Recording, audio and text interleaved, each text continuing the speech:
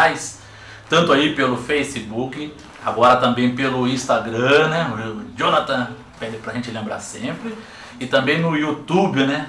Os nossos canais TV Cidade Taubaté. Você sempre pode acessar e comentar aí o que você acha da nossa programação, acha do nosso programa das 6, né? E também sugerir as pautas aqui para o nosso programa e também para os demais programas dos nossos amigos, né? Como por exemplo, hoje, daqui a pouco, Pedro Luiz está aí com o Tal Pai, Tal Filho às 19h30, né? Amanhã nós temos aí a Cristina Lessa e por aí vai, né? O pessoal sempre trazendo assuntos aqui da nossa cidade e da nossa região, aqui na TV Cidade, no Canal 3. Gente, hoje é segunda-feira, né? Segunda-feira chuvosa.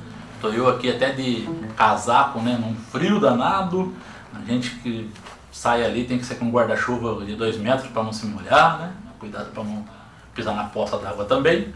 Então, segunda-feira, dia 6 de agosto de 2018, hoje que é dia do padroeiro de Tremembé, né? Dia de Bom Jesus, né? Inclusive a comunidade católica de Tremembé programa sempre a procissão para sair por volta das 4 horas da manhã. Se saíram, se não cancelaram hoje, deve estar chegando agora ali na Basílica do Bom Jesus, essa tradicional procissão que, se eu não me engano, tem mais de 300 anos, 200 anos pelo menos, eu sei que tem. Já trouxemos aqui o padre José Vicente, trouxemos o Rodney Amador, historiador também, para falar, isso foi o ano passado, a respeito disso, né? Inclusive eu convidei semana passada, aqui na sexta-feira, por isso que não fizemos o programa, o Ted Berrante, né? Para contar as histórias aí de Tremembé, mas por conta mesmo da organização da festa que está ocorrendo lá, né, na cidade, ele não pôde vir, pediu para a gente desculpar aí os nossos telespectadores e agradecer também o convite numa nova oportunidade. Ele vem aqui para cantar e contar os causos de Tremembé. Hoje também, gente, é o Dia Interamericano do Escotista, né? Então um abraço a todos os grupos de escoteiros, todos aqueles que têm os ideais, né? Escotista em primeiro lugar, né? É uma atividade muito bonita que ocorre não só no nosso país como no mundo inteiro, né? E que traz sempre bons valores, especialmente ao nosso jovem. E hoje também é o Dia Nacional dos Profissionais da Educação, né? Então a gente parabeniza a todos aqueles que lutam verdadeiramente e defendem a nossa educação, a educação de qualidade. Agora você está começando a ver aí os candidatos, tanto a governador quanto a presidente, né, apresentando propostas para a nossa educação. Então, além de você acompanhar essas propostas, né, depois aquele que foi eleito, você tem que ver se ele realmente vai realizar o que cumpriu, né? Alguns já exercem mandato, você já sabe o que ele faz ou o que ele não faz pela educação, né? O que ele desfaz na educação. Então você fique atento aí na hora de votar e na hora de escolher bem, porque o país começa a mudar, a melhorar através da educação. Parabenizando ainda, dia 9 de agosto, às 19 horas, a Câmara Municipal vai estar aí homenageando, agora na quinta-feira, os garçons aqui de Taubaté, né? No dia do garçom. Então serão homenageados profissionais do setor de gastronomia e hotelaria da cidade, que também é uma área muito grande e temos vários profissionais que tratam bem, servem bem a população, servem bem o cliente, né? E que realmente merece ser reconhecido. Então às 19 horas a Câmara Municipal de Taubaté convidando a todos para também prestigiar, né, esses trabalhadores, né, da área aí da recepção, do receptivo. Eu falei de educação, né, e falei aí de profissionais da educação. Eu estou recebendo agora aqui no nosso estúdio, com muito prazer, né, ele que demorou para vir, mas enfim veio. Estou recebendo aqui o professor Rafael Santos César. Será que você conhece pelo nome, gente? Eu não sei. A gente vai começar a conversar. Você conhece ele? Eu tenho certeza que nos 4 cantos de Taubaté você conhece. Mas antes, professor, boa noite. Boa noite. Tudo bem? Obrigado pelo convite. Gente, o professor Rafael, ele além de professor na sua essência, né, ele é artista plástico, é pintor, é escultor, é grafiteiro, é ativista social e cultural. E olha, eu acho que umas 20 folhas aqui ainda não são suficientes para colocar o tanto de atividades que ele pratica, né, que exerce em prol aí, né, da nossa comunidade. Mas ele veio aqui para falar pra gente que agora, no domingo, às 9 horas, vai estar ocorrendo um importante evento aqui na nossa cidade. Professor, qual é esse evento? André, primeiramente gostaria de agradecer pelo convite. Obrigado aí pelas honras. Tá representando hoje num dia tão importante os educadores, né? Eu sou um educador da área da artes, né? Há algum tempo a gente chamava de educação artística, hoje a gente chama arte educador, né? Então, com relação ao evento que vai acontecer agora domingo, na verdade é uma primeira palestra entre muitas aulas que eu já lecionei, né? Na verdade, eu sempre brinco assim que é a primeira de muitas aulas, espero que seja a primeira de muitas palestras. Eu vejo uma necessidade muito grande quando eu estou lecionando dentro das unidades escolares, que a gente tem às vezes 50 minutos.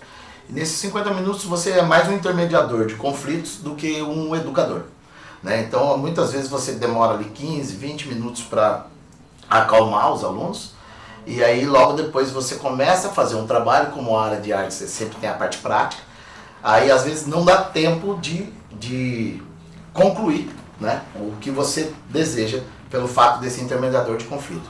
Então à medida que eu vejo que a gente vai para a sala de aula e começa a conversar com os alunos no modo geral, eu percebo que muitas vezes na hora de uma oração, ou na hora de um programa da família na escola, ou às vezes quando tem algum evento cultural dentro da unidade, sempre nós, como os educadores que estamos de arte, principalmente o de arte, né? Não necessariamente tem que ser de arte, mas geralmente acaba acontecendo com a gente, e você acaba tendo uma conversa geral na escola.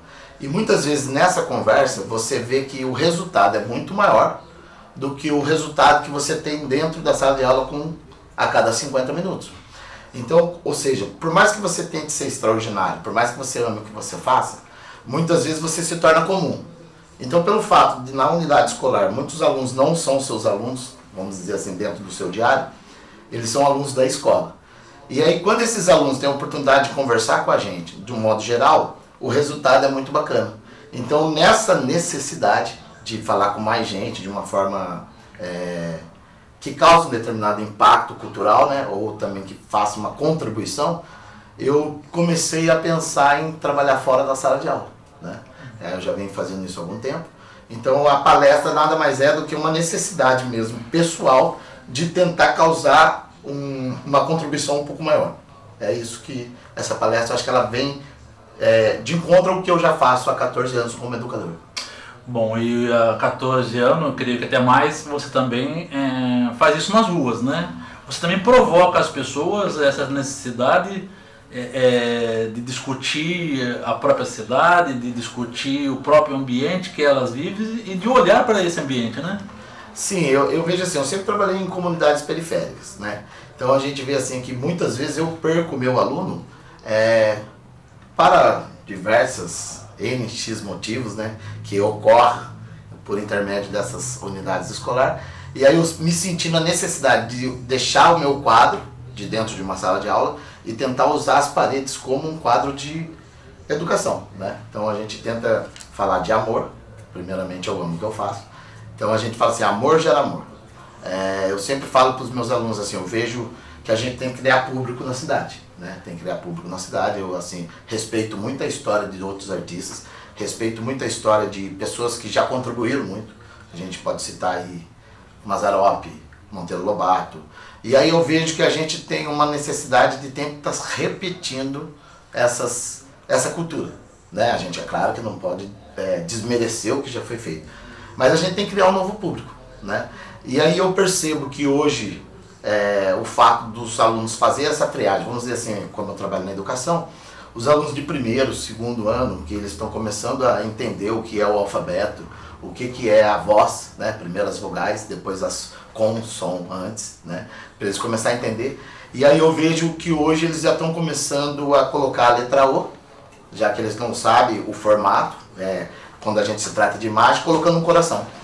Então eu vejo o quanto a gente está contribuindo para que nessas comunidades um pouco mais periféricas, eles possam ter uma outra visão, né? Uma outra visão, a visão de arte na parede, a visão de intervenção, a visão de amor, que a gente acredita muito que a palavra amor, ela está estática dentro de um muro imóvel, mas ela emite um determinado som, né? Então quando a gente fala de arte, a gente fala das sétimas artes e tudo e tal, e a gente percebe que, assim, eu sempre disse que o maior movimento dentro da arte, na minha concepção, por favor, se eu estiver errado, mas é a maneira que eu penso, que a escultura, ela sempre foi o maior movimento. Porque a escultura, ela sempre está em 3D, e aí o espectador ele tem que direcionar e virar em volta. Ou seja, há uma interação quando o espectador quer entender o que é.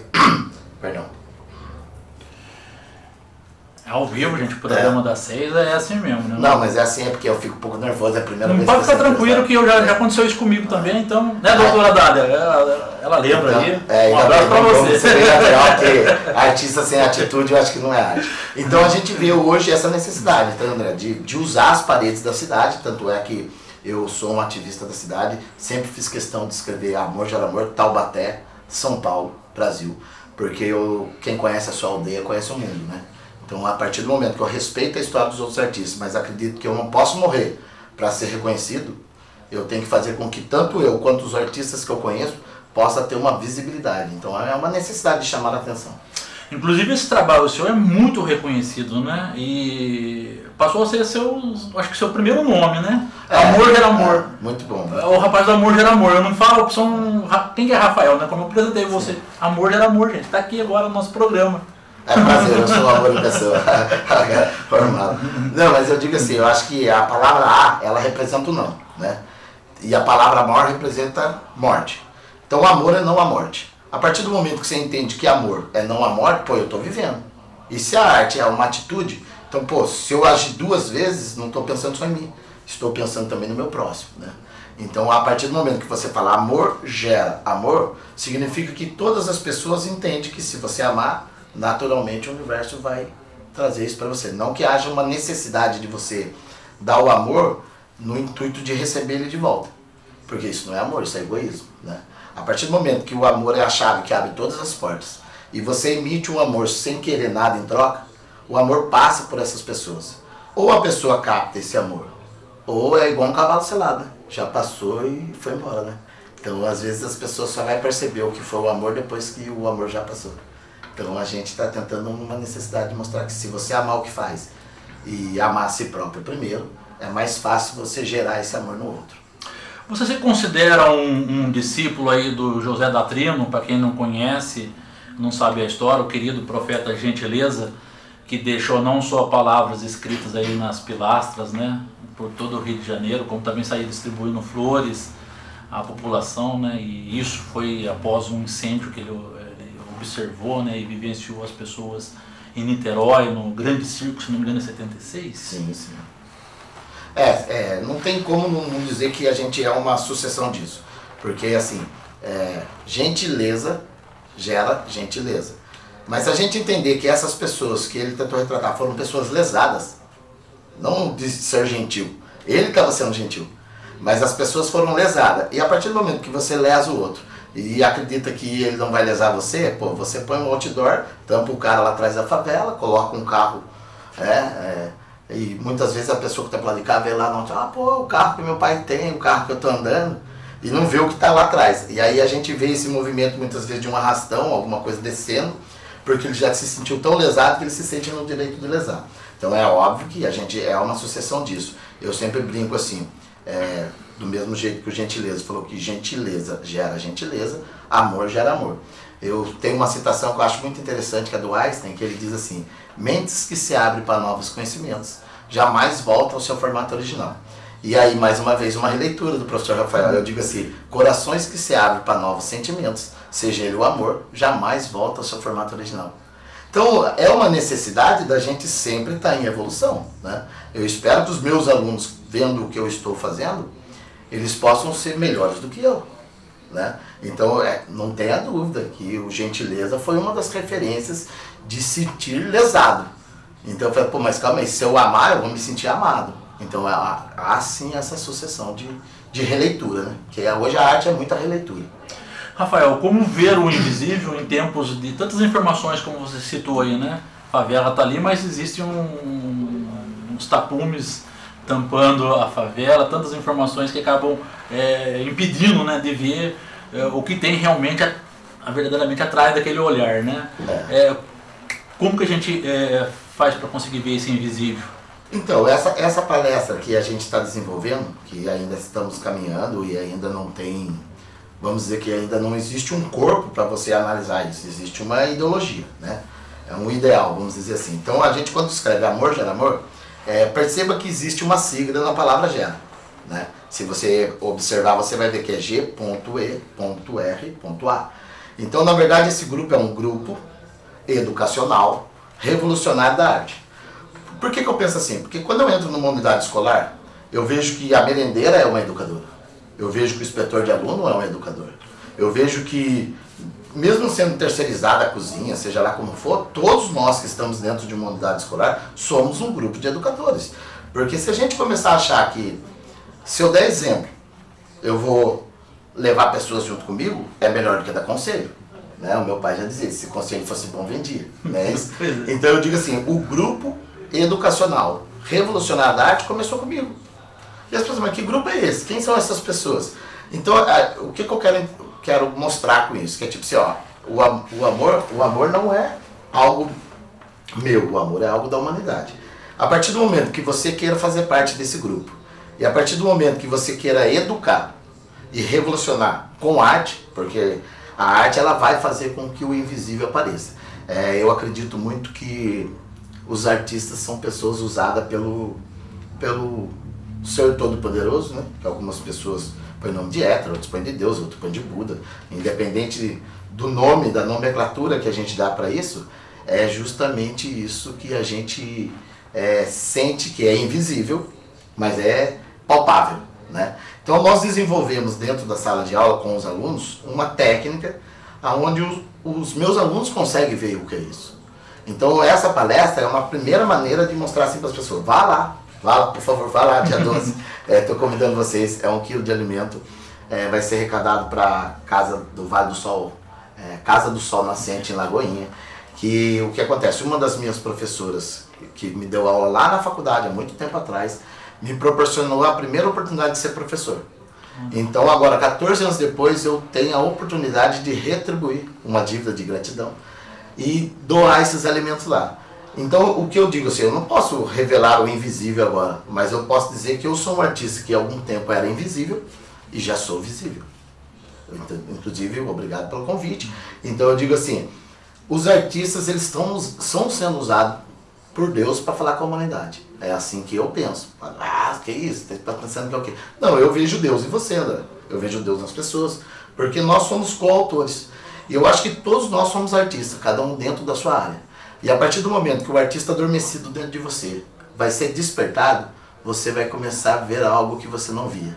E aí eu acho que a gente já tem um indício que o invisível pode ser visível e palpável.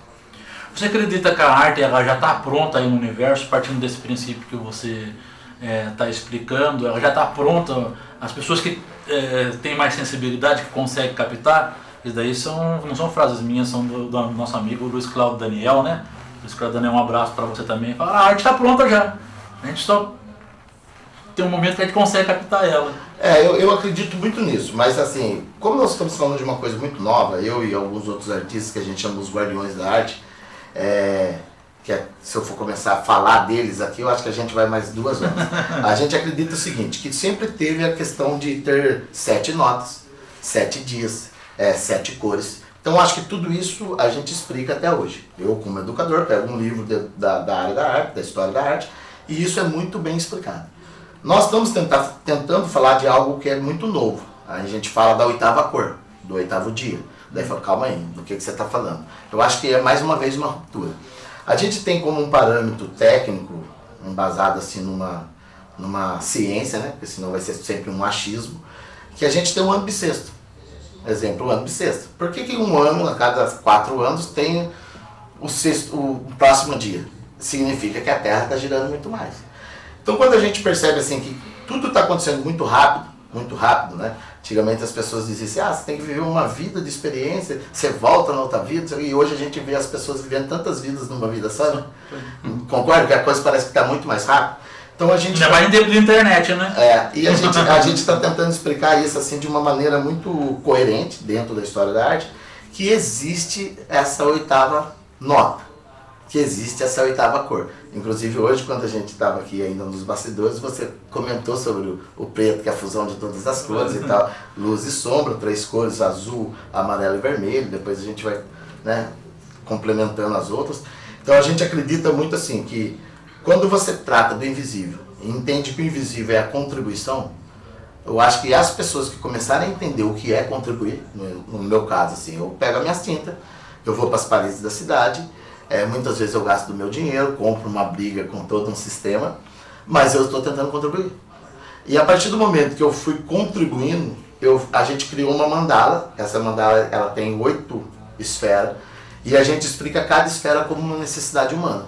E essa última esfera, que é a contribuição, que pretendo que quem estiver lá no dia 12 vai entender muito melhor isso, é que a gente vai mostrando o que é certeza, incerteza, conexão, o que é amor, essas necessidades humanas que a gente tem, e como a arte está sempre à frente do tempo, como a gente citou quase agora, que depois que o artista morre, que ele é reconhecido, parece que ele está sempre à frente do tempo, e daí depois que passa um tempo as pessoas reconhecem ele como alguém que estava falando daquilo. Daí o próprio Gentileza que a gente deu exemplo, né? Tantos Isso. outros. Então a gente pensa que esse invisível ele pode se tornar visível, e de uma maneira didática. Uma maneira didática dentro da educação. Para isso precisa que a pessoa vá expandindo a mente dela, o coração também, para que ela esteja pronta para absorver. E a partir do momento que ela percebe que ela recebeu uma contribuição muito boa, mas quando ela contribui, isso é muito mais importante, aí ela começa a entender o que é esse invisível. Que é claro que eu não posso revelar aqui, né? senão ninguém vai lá dia 12. Pois se tratarmos como também enfermidade, doença ou dificuldades sociais, essa questão da invisibilidade, as pessoas não conseguiam enxergar, né, esse invisível, que problemas as pessoas, você pode assim caracterizar que as pessoas têm em si de não conseguir enxergar? Primeiro, as crenças limitantes, né? Eu acho que nós, vamos imaginar que os 3 poderes aí, que sempre manipula muito, né? O econômico, o religioso, né? O social, vamos dizer assim. Você é fruto do meio. Vamos entender que você é fruto do meio. A partir do momento que você está inserido dentro de um contexto e aquilo começa a ser normal para você, você começa a acreditar naquilo. Então o primeiro momento é a gente quebrar esses paradigmas. O que é quebrar esses paradigmas? É dizer assim, por exemplo, você está falando de doença. A partir do momento que o cara entende que ele toma remédio porque ele não quer sentir dor, e o remédio ameniza a dor, mas ele não procura saber qual é a origem dessa doença, pô, o seu corpo sabe muito mais de você do que você sabe dele. Se ele está se manifestando para você, significa que ele está tentando avisar você que algo está acontecendo. Aí você vai lá e toma um remédio. Aí uma mansa leão, o cara chega lá na casa, dorme, acorda no outro dia bom, só que ele não para pensar o que foi isso. Então a partir do momento que a gente acha que a doença é a fonte da cura, e se o cara quiser fazer o autoconhecimento, que eu acho que o quebrar crenças limitantes é se se conhecer.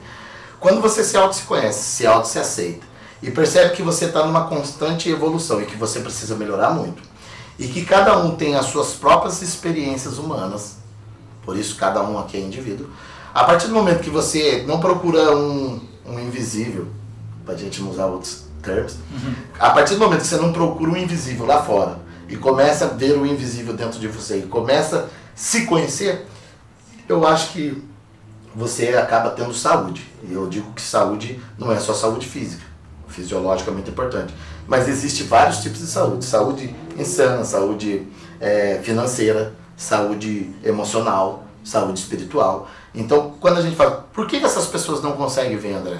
Porque eu vejo assim, poxa, eu escrevo Amor Gera Amor, eu vejo algumas pessoas picham em cima do meu trabalho. Daí eu falo assim, poxa, mas eu vejo um grito de socorro. Entendeu? Por exemplo, pensa se escreve Amor Gera Amor, a pessoa vai lá e escreve ódio, gera ódio em cima. Então você fala, poxa, é um grito de socorro dessa pessoa. Porque se eu estou gritando para ter amor, Imagina essa pessoa que está gritando falando de ódio. Ela quer aparecer mais, inclusive. Ela precisa ser muito mais amada, né? Porque, assim, Madre Teresa de Calcutá diz, algumas pessoas merecem o nosso amor, outras necessitam dele, né? Então, acho que a partir do momento que você começa a entender que você se conheceu, quando você se conhece, você procura melhorar. E a partir do momento que você melhora, você não quer dizer assim, eu me dei bem porque eu moro na cobertura e se o cara mora na favela, o problema é dele. Então, calma aí, ele não teve oportunidade. A partir do momento que você percebe que o que você tem, você pode contribuir com o outro e fazer com que ele saia daquela zona de conforto, que na maioria das vezes as pessoas preferem ficar na zona de conforto. Então a gente vê assim, eu saio da zona de conforto por duas coisas, ou porque eu senti dor, a dor faz você andar, ou eu procurei prazer. Então hoje a gente vê nas redes sociais uma coisa que eu vejo muito comum, assim, o cara vai numa balada, posta uma foto lá, beijar, não sei o que, tô curtindo e tal, daí no outro dia de manhã ele fala, o Senhor é meu pastor e nada me faltará. Parece que o cara oscilou entre a alegria e a tristeza num pico tão rápido que ele não entendeu o que é a felicidade. E a felicidade é assim, por exemplo, eu posso ser feliz e de repente acontecer algo que me deixa triste, né? Pô, alguém roubou meu carro, ou um parente meu faleceu, ou às vezes eu ganhei um presente, ou um aluno me deu uma cartinha, né? Que eu acho fantástico quando o aluno traz uma cartinha. Então eu falo, pô, aquele momento de alegria. Agora, outro momento é de tristeza, mas a felicidade, ela tá aqui. A felicidade é a contribuição. A partir do momento que você sabe quem você é, você pode contribuir. E aí não fica oscilando entre doença e saúde, porque é uma dualidade que é crença, vida e morte. Pô, mas e a passagem? O que você está fazendo para chegar até lá? Qual é a sua contribuição? Então acho que é dentro dessa linha que a gente diz o que é amor. Não. Amor, morte. Amor não há morte. A partir do momento que você vive, e você vive intensamente, e acredita que a cada momento pode acabar, e que cada momento você quer ser melhor do que você já foi, e você dá o máximo de você para aquilo, caramba, cara, algumas pessoas começam a ver você como uma referência de felicidade, não de alegria, e não de tristeza. Senão as pessoas querem ter e não querem ser. Né? Então acho que para você ser, primeiramente você tem que se conhecer. E para se conhecer eu acho que tem que ser sensível, não tenha dúvida disso. Mas além de tudo isso, fazer com que o cara saia da roda da inércia, da zona de conforto, e vá para uma nova esfera. Porque como ele é fruto do meio, para ele é comum. As pessoas se acostumam até com o sofrimento, André. É impressionante, mas acostuma.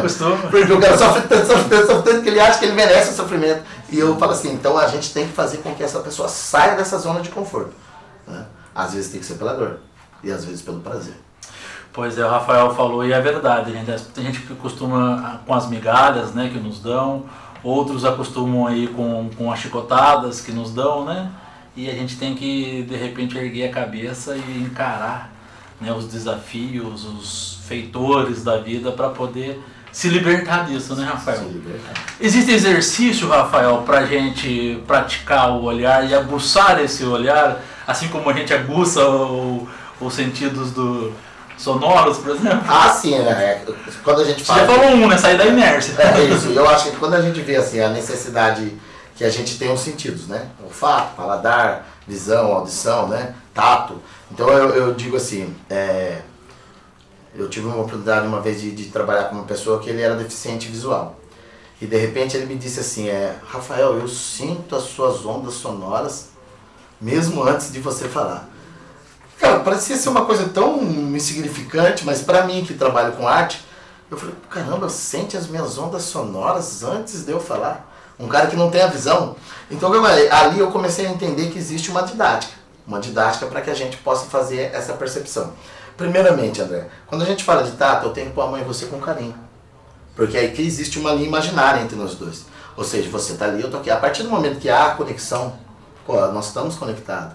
A partir do momento que eu toco em você com carinho, e não com segundas intenções, que eu até brinco com meus alunos assim, muitas vezes eu faço algumas dinâmicas, a dinâmica do abraço. A gente fala assim que uma pessoa para ser feliz, ela precisa entender o que é o abraço, porque o abraço você não dá. Você está falando de treino, vamos imaginar eu treinando meus alunos assim. Então eu falo para eles assim, o que é o abraço? Geralmente as mulheres abraçam o homem pelo pescoço, porque elas acreditam que vai colocar uma corrente no pescoço do cara e que vai conseguir controlar ele e acha que ele vai mudar. Desculpa. Geralmente o homem não muda. Os homens já abraçam, um exemplo de treino. O homem abraça a mulher pela cintura, que ele acredita que a partir do momento que ele consumir ela como um bicho voraz, ele vai fazer um talento e ela vai ser dele. E achando que ela não vai mudar nunca. Desculpa, elas mudam sempre.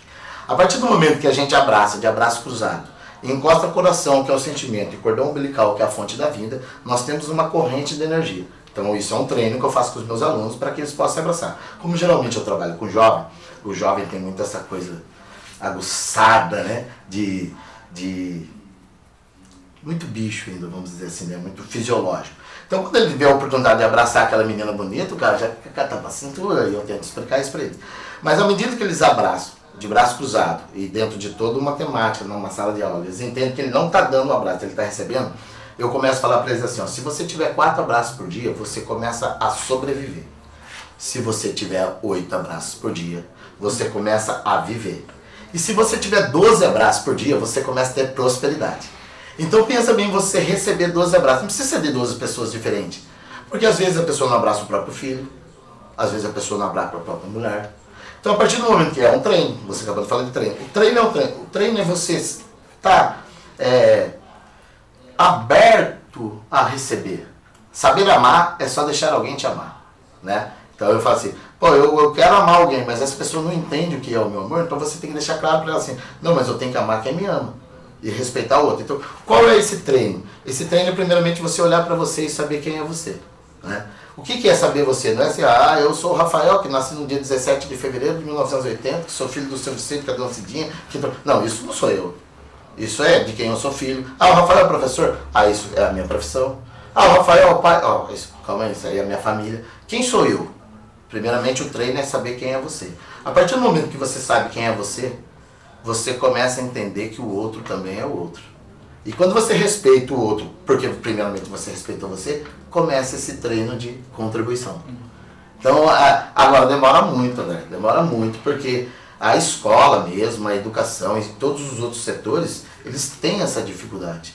Tem essa dificuldade cultural mesmo. Cultural mesmo, porque às vezes você tira o aluno de fora da sala, o outro professor diz que você está atrapalhando a aula dele. Às vezes você mexe com argila, entope o bebedouro, ou a moça da limpeza fala que você está sujando a escola. Não entende que esse aluno, se não for sensibilizado, ele vai continuar sempre sujando a escola. A partir do momento que ele entende que a argila é para ele modelar e não para entupir o ralo, e que ele tem que lavar a mão lá no banheiro, não no banheiro, lá no lavatório lá fora, no tanque, e não no lugar que você bebe água, mas, poxa, isso é educação, né? A educação não é treinamento, né? Treinamento a gente consegue a curto prazo ter resultado. O exército é assim, 3 meses depois todo mundo marcha igualzinho. A educação não. Todo mundo sabe cantar, né? Os hinos todos. A educação eu vejo assim, às vezes tem alguns alunos que daqui passaram 10 anos pela minha mão, atravessam, o professor, tal, me abraça. E eu, desculpa, às vezes acontece isso comigo, eu penso assim, esse sacana nunca me deixou dar aula. Daí ele vem e me mostra o filho que está trabalhando. Professor, muito obrigado, suas aulas fez a diferença. Eu falei, poxa, há 10 anos atrás a gente fez algo que agora 10 anos depois está tendo resultado. E isso nos preenche de tal forma que não tem dinheiro que paga. Por quê? Porque você pensou assim, a educação é a médio e longo prazo. Como a gente vê que a educação hoje na nossa cidade ela é muito plano de gestão política e não plano de gestão pública. Igual eu sou um funcionário público. Por que eu sou funcionário público? Porque eu trabalho para o meu público. Quando eu escrevo amor, gera amor. Taubaté, São Paulo, Brasil. Caramba, eu sou da cidade, não interessa se é o prefeito que me paga, ou se é a minha mãe que me dá o dinheiro, ou se é meu vizinho que me ajuda. Eu estou trabalhando. Então, a partir do momento que você percebe que o que é público é seu, e você cuida como se fosse seu, eu acho que a coisa começa a acontecer. Já que a gente está falando de educação, né, e hoje aí no Dia Nacional dos Profissionais da Educação, que desafios têm aí os profissionais do século XXI para modificar esse quadro que nós temos, inclusive para romper esses paradigmas que enxergamos na educação, que acaba engessando o aluno? Eu vejo assim, que se não começar pelo corpo docente, né, o corpo docente primeiro tem que ser uma equipe. A partir do momento que o professor, ele não está lá por situação, em si por opção, porque a gente vê hoje uma realidade assim, às vezes o cara faz alguma faculdade, ele tem intenção, às vezes assim, por favor, não estou aqui generalizando, só estou dando um exemplo. Às vezes o cara tem intenção de ser um engenheiro, ele acha que vai fazer grandes construções, e de repente ele não acha o mercado, aí ele vai ser professor de matemática. Jonathan, corta pra gente, faz um favor. Corta aí, rapaz. Aí ficou... Se perdeu ali, ficou... Entendi. Agora... Ele tá passando a câmera aqui. Tá ao vivo. Não, porque ele tava só em mim, só. Dá um pouco de água. Falei, ô louco, fazer. Dá uma aguinha pra mim. Senão parece que eu que tô falando por mente, né? Que bom, né? Então, vamos aproveitar aqui, ó. O Brian também tá lançando. Obrigado. Então, água.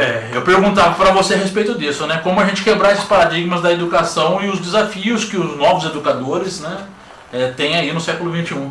Então, primeiramente, André, eu vejo assim, quando a gente vai entrar num termo assim tão específico, tão técnico, tem tantas pessoas estudadas para falar disso, tentando criar novos modelos. Eu acho que primeiramente tem que dizer assim, grade curricular. Pô, a partir do momento que você fala que é uma grade, André, já há uma prisão. A partir do momento que você fala de interdisciplinaridade, que você tenta fazer uma parceria com um professor, e muitas vezes no meu caso, que não tem nota, matéria de artes não tem nota, e que às vezes eu vejo um professor de língua portuguesa, um professor de matemática vindo até mim assim, no final do bimestre dizendo assim, professor, o senhor fez um trabalhinho, eu preciso dar mais 1,5 ponto ou 2 pontos para esse aluno, para que ele atinja um coeficiente, para que, né, tenha... Então eu falo assim, cara, você que vive muito isso, você percebe que, poxa, tem aluno que eu queria dar 10. Agora pensa um aluno que com arte, que não tem nota, não merece nem 1 ponto, nem 1,5 ponto. Não é que ele não mereça. Ele está tão inserido dentro de um contexto onde ele vive, e ele acredita tanto que o que a gente está fazendo não tem sentido pelo fato de não ter nota. Então eu digo assim, primeiramente, os professores têm que começar a montar uma equipe, qualidade de vida. A partir do momento que esses professores começam a ser uma família, eu acho que a educação tem que ser assim, né? Porque vamos imaginar que uma sala de aula é uma pequena sociedade, é um micro. Ali dentro tem pessoas de várias maneiras, de várias religiões, de várias crenças e de muitas realidades diferentes. Outro dia eu vi uma coisa assim, até para não fugir, um aluno escreveu assim, professor, você é a única pessoa que disse que me ama. Escreveu na lousa e não quis assinar. Só que como você já mais ou menos percebe quem é o seu aluno por causa dessa sensibilidade, eu peguei e falei assim, caramba, eu sei quem é esse cara. Daí eu fiz uma dinâmica, assim, uma brincadeira que era como se fosse uma caixa de Pandora, uma cápsula do tempo. Eu falei assim, ó, escreve no papel o que você queria no final do bimestre. A gente vai guardar aqui, no final do bimestre a gente abre e vê o que tem lá dentro. Eu fui antiético. Eu peguei a cartinha do cara e abri. Eu tive que abrir. Eu sabia que era ele. André, você sabe o que ele estava pedindo, cara? O que ele mais queria? O que ele mais queria era um pote de Nutella, André. Um pote de Nutella, cara. Porque o cara vê esses vídeos no YouTube, as coisas, estão me mexendo, e todo mundo... Pô, eu olhei aquele menino que me dá um trabalho do caramba, que escreveu na lousa assim, professor, você é a única pessoa que me ama. E o cara escrever na caixa, e tipo, imagina eu abrir daqui 1 mês, e ele não ter ainda o danado do pote de Nutella. Então eu me senti numa necessidade como educador, abri. E aí no outro dia eu fui lá e dei um pote de Nutella para ele. André, mudou, o aluno é outro. O aluno é outro. Então, a partir do momento... Quer dizer, eu não queria Nutella, eu queria atenção. Não, ele queria atenção. Só ser entendido, né? Ser entendido. Mas ele tinha uma necessidade também. Uma necessidade. Pô, você chega num supermercado, uma família muito grande, que você fazer uma compra, fica lá, vamos dizer, R$800. Ah, desculpa, estou chutando alto aqui, R$800. Vamos imaginar uma compra aí de uma cesta básica de R$280. E o cara olhar um pote de Nutella que custa 14, 17, que tem uns meios de propaganda falando disso, e uma criança dessa tão revoltada, que ninguém nunca disse que ama, e nem comeu uma Nutella, aí você fala, pô, como é que a gente vai falar de educação se a gente não vê o humano primeiro? Então tem que entender que cada indivíduo é único, mas só que tem que começar pelos professores, porque às vezes eu chego numa sala de professor e falo assim, bom dia professores, tudo bem? Tudo ótimo, que aquela coisa parece um guia turístico, um guia de excursão e tal, que eu sou muito assim elétrico, e aí o professor não responde bom dia. E às vezes eu falo assim, poxa vida, imagina a minha filha tendo aula com esse professor, que não consegue responder bom dia pra mim. Pô, que sacanagem de aula ele vai dar. Mas só que o que acontece, ninguém parou pra perguntar o que ele também tá passando. Porque colocam um fardo em cima dele, colocam números dentro de um gráfico e ele tem que cumprir tudo isso. Então eu acho que a educação ela só vai existir, André, a partir do momento que tiver muita arte. Muita arte de verdade. Mas não nesse modelo que a gente vê assim, não estou questionando, mas muitas vezes eu vejo assim, uma confinação de alunos dentro de uma unidade, né? Que o cara fica lá o período integral todo, e às vezes coloca as pessoas, não, que ele vai fazer arte, que ele vai pintar, tá, e às vezes a gente vê que isso não está acontecendo, né?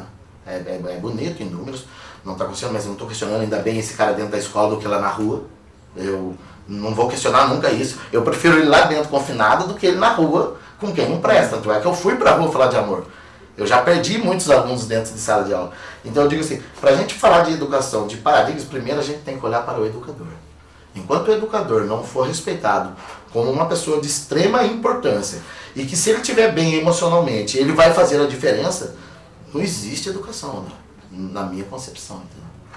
Bom, você está falando de ir para a rua, para ir para a rua também tem que ter muita coragem, né? Tem que ter muita força de vontade e tem que ter, como você construiu, um projeto mesmo de enfrentamento aí do próprio sistema, né? Sim, sim. Eu vejo. Como que foi esse processo nesses anos todos? Olha, André, foi difícil de ser vivido, mas é bonito de ser contado.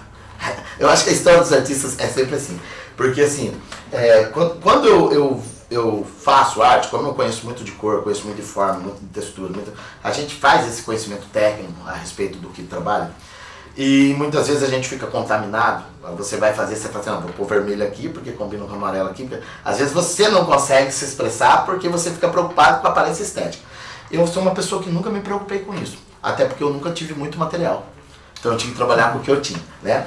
Mas há muito tempo atrás, vamos imaginar, 6 anos atrás, quando eu comecei a falar de amor, gera amor nas paredes e tal, de lá pra cá eu comprei muita briga.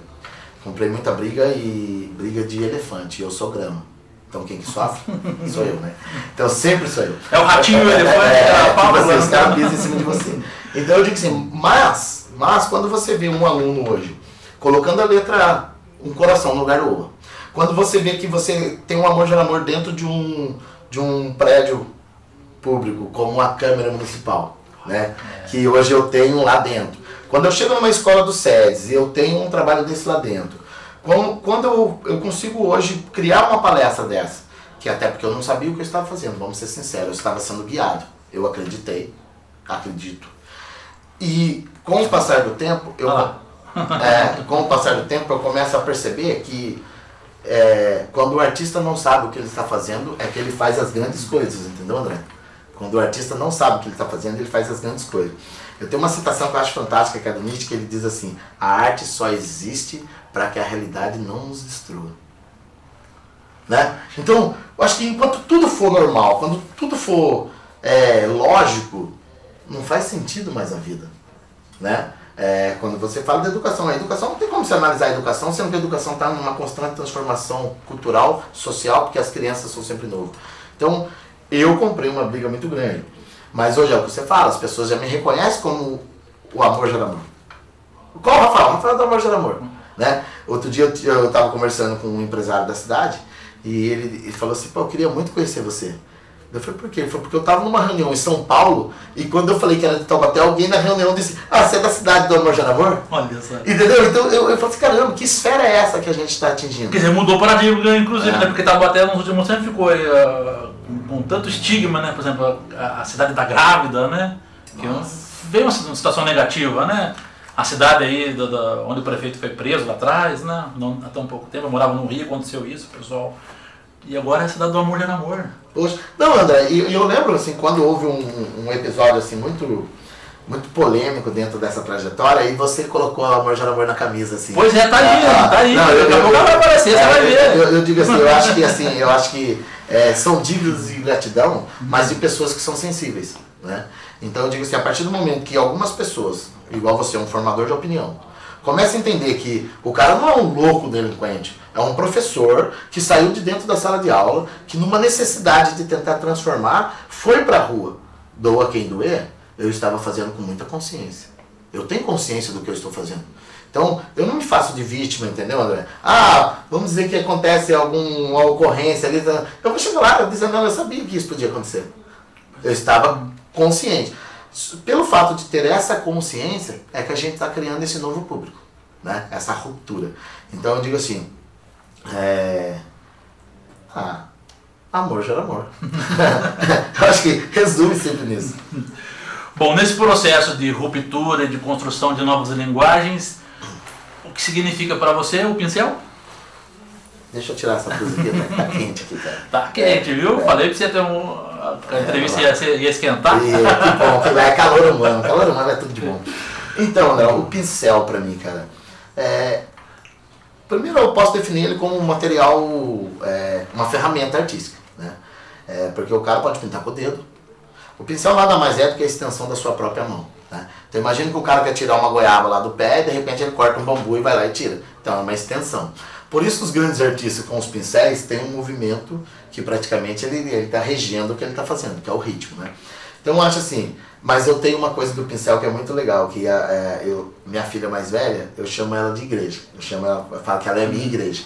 E ela diz assim que eu sou o pincel dela. Daí um dia ela questionou, mas por que você é a minha igreja? Eu falo, porque é a pessoa que eu mais acredito, mas é a que mais me engana. E eu falei, mas por que eu sou o pincel? Ela falou assim, porque com você eu posso fazer o que eu quiser, eu pinto as cores que existem no mundo. Então o pincel é o Rafael, por exemplo. A minha filha me define o pincel. Você perguntou o pincel sou eu. A possibilidade de extensão da sua própria mão. Eu posso ser uma extensão do que você está sentindo. Retratando isso em forma de arte. É isso o pincel. O spray. O spray é fantástico. Por quê? O ar é o pensamento, né? A tinta é a flexibilidade. Então imagina que ser flexível é você contornar os obstáculos. Ser ar é ter pensamento. Agora imagina seus pensamentos comprimidos dentro de uma lata de spray e com a flexibilidade de sentimento que você tem. Não é à toa que se você der uma tinta preta, que na maioria das vezes as pichações são sempre com preto, o grafite preto, o cara pega aquela lata de spray que tem tanta coisa comprensada dentro dele, com tanta necessidade de flexibilidade, e imagina que ele é uma grande barreira emocional, a água como sentimento. Agora imagina que colocaram uma barragem na frente dele. Imagina que essa barragem foi se enchendo, e aquele monte de pensamento. Como é que faz para sair disso? E de repente você dá uma lata de spray na mão desse cara, meu, desculpa, ele vai escrever palavrão na parede. Não tem jeito, né? Se você der uma lata de preto na mão de qualquer criança, sai lá. Filha!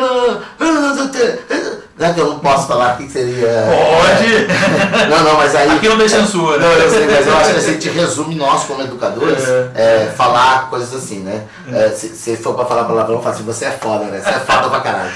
Eu digo assim... Tanga mandato, mas eu digo assim, porque o que acontece? O spray é isso, cara. O spray é isso. Então, quando eu vou ensinar meus alunos a trabalhar com tinta e no spray, que geralmente eu explico para eles o que é uma máscara, o que é um stencil e tal, explico o rolinho, o pincel, eu nunca dou lata de preto para ele. Porque se der, né, é tanta coisa dentro dessa criança que quando ele começa a sair eu vou mandar ele parar. Primeira coisa, ele já começa a xingar a diretora. Depois ele começa a reclamar do sistema. Depois ele começa a falar mal do poder público. E aí ele começa a ter palavrão. E é uma necessidade de jogar para fora aquilo que estava preso dentro dele. Então, para mim, o spray é a necessidade de jogar os seus pensamentos em forma de flexibilidade e fazer com que as pessoas consigam entender o que é isso. Digamos que lá dentro está invisível e a partir do momento que vai para a parede começa a ser visível e palpável. Mas se você ver o que tem de invisível atrás do que ele escreveu, você percebe que existe muito mais coisa do que uma lata de spray. Olha só, gente. Na sua paleta de cores, qual é a tinta preferida, a cor preferida? É o vermelho. O vermelho é o... O vermelho para mim é a explosão, o vermelho para mim é a vida, o vermelho para mim é o magma, o vermelho para mim é assim, eu, Rafael, sou explosivo, sou intenso, onde eu chego as pessoas percebem que eu estou, por isso que quem me ama e quem me odeia é pelo mesmo motivo, é o mesmo motivo, porque é atitude, né? Assim, entre na paleta de cor vermelho, não tem dúvida, sem dúvida de sombra. Rafael, quem são os seus mestres, quem foram aqueles que te falaram, vai menino? Pega essas tintas e eu assim, transforma o mundo em arco-íris. Eu tenho grandes mestres na história da arte. Eu tenho uma passagem assim que eu acho fantástica. Eu era muito pequeno, assim, trabalhando no mercado, minha família foi criada na feira. E aí a gente plantava para vender, é uma família muito grande. E eu sou o mais novo da geração. Né? Então meu pai me colocava em cima do caminhão e rolando a melancia para os meus irmãos. Né? Essa foi a primeira vez que eu vi o que a arte poderia fazer. Então eu ficava rolando a melancia, porque eu não tinha força para segurar uma melancia, mas eu já tinha força para rolar a melancia lá. E a minha família, de repente chegou uma pessoa e disse assim para o meu pai, o senhor poderia me dar um dinheirinho para tomar uma pinga? Vamos imaginar assim. Meu pai falou assim, meus filhos, minha família trabalhando aí, entra aí na fila e trabalha que no final do caminhão eu te dou dinheiro. E o rapaz sentou na lona, no encerado do meu pai assim. E como a gente trabalhou muito com força, muito na roça, parecia que era uma matilha de gente. Se o meu pai falasse pega, a gente avançava e pegava. O meu irmão mais velho olhava para aquele cara assim com uma fisionomia muito séria né? Eu amo muito meu irmão é muito sério, assim. E eu percebi que alguma coisa estava acontecendo, eu era muito jovem. E eu percebi que alguma coisa estava acontecendo. E a minha mãe sempre muito bonita, sabe? Aí minha mãe passou, o rapaz olhou para minha mãe e disse, moça bonita, como é seu nome? Daí minha mãe, meu nome é Maria Aparecida, todo mundo me chama de Cidinha. A senhora poderia me dar um pouco de água?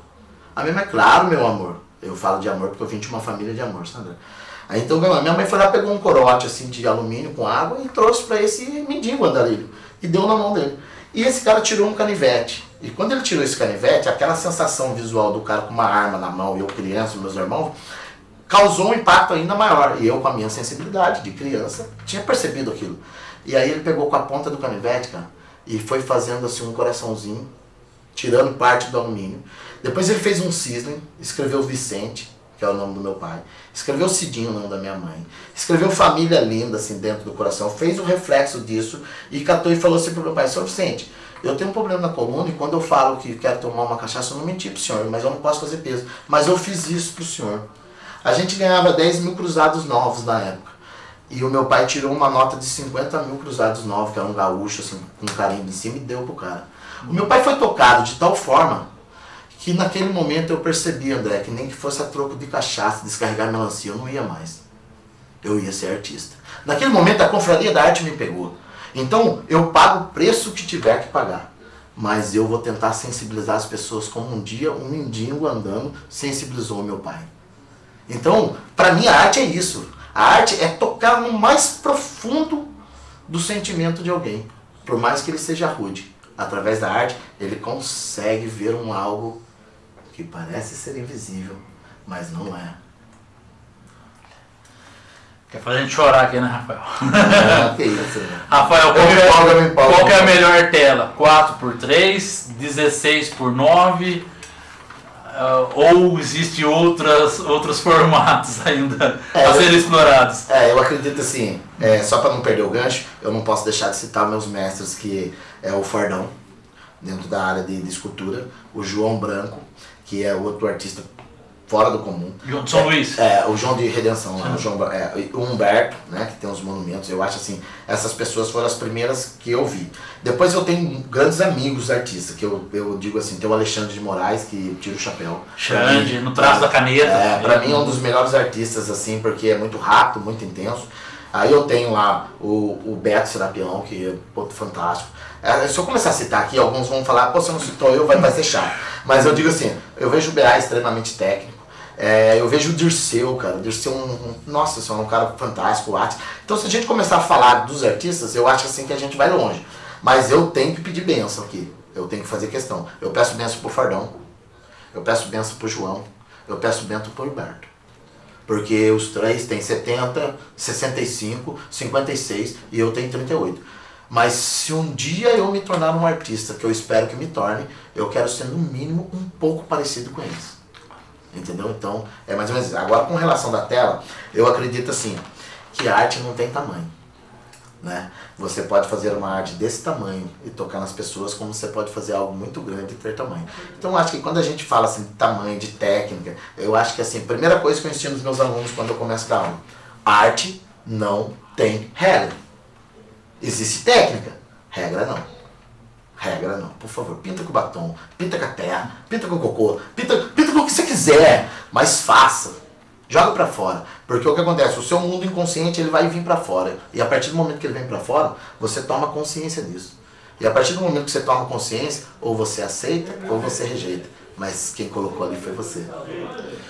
Rafael, qual é o preço de desesconder o invisível?